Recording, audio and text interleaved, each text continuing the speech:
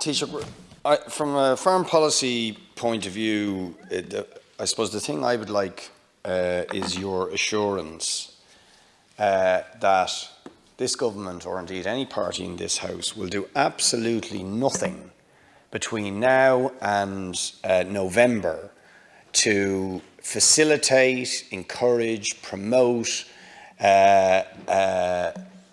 assistance to Donald Trump's campaign to return to the White House, because I think it's a priority.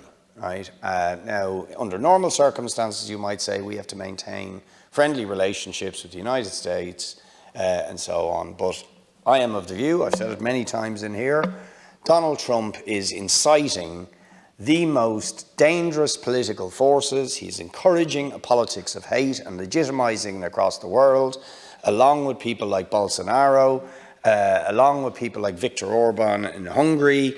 These people are actively encouraging and legitimizing hate, division, conflict, racism in a very dangerous way that echoes the politics of the fascists of the 1930s. And while, to be honest, I think Biden is frankly useless, and I'm not promoting him particularly either, I think it is in all of our interests that we don't do anything that can be used by Trump to assist his return to power. And Palestine, which Mary Lou McDonald, Deputy Mary Lou McDonald has just raised up, is a case in point, because Trump has given licence to Netanyahu to annex Palestinian territory, to manipulate in a dangerous way the situation in the Middle East, to renew assaults on Gaza and so on. It's just another instance of the danger of Trump. Thank you very much.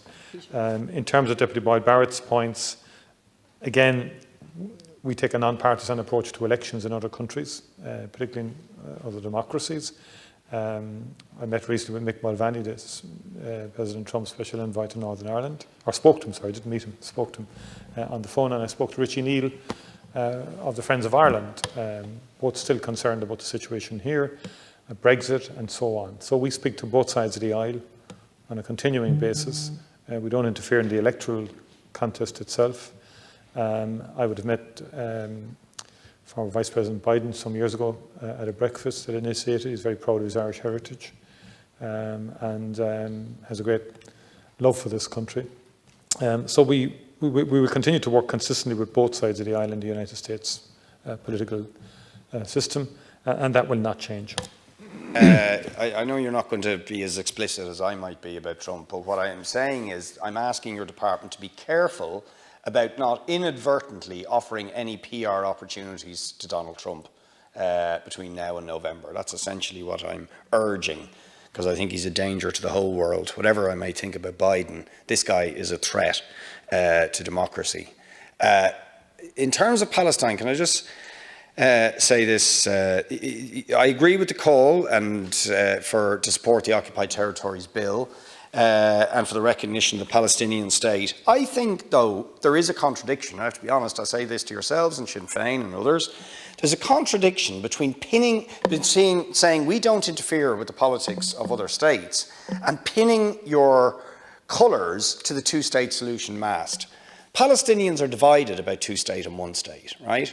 In this country, we completely reject two-state solutions. It's called partition. Right? We reject it. We recognise that partition was a disaster. Why would we support, as a matter of principle, the continued partition of Palestine when there is a very, very valid argument from many Palestinians that the solution to the conflict in Palestine is to have one single state where your religion or ethnic background makes no difference and where you're treated equally? And indeed, that was the historic position of the Palestinians. They conceded that under pressure from the Israelis, and since they have, its situation has been a disaster. Two states has not worked and now is not even viable, but it copper fastens partition on ethnic and religious grounds. And I think, you know, you may agree or disagree with me, but I actually don't think we should fix our mast to the position of two states. Because, it's dangerous. And, look at Lebanon, where they had similar arrangements, was a disaster for the whole history. And now the people of Lebanon are saying, we can't have these institutionalised sectarian partitions. I put it to you that the same applies to Palestine. I think that Deputy Boyd Barrett has raised an interesting point in terms of a one-state or two-state solution.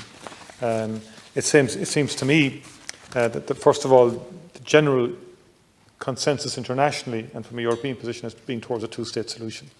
That said, the continued policy of annexation and settlements makes that a very difficult prospect into the future. And it would seem to me to be in the best interest of all to create a momentum behind what many people think is the practical, realistic idea of a two-state solution.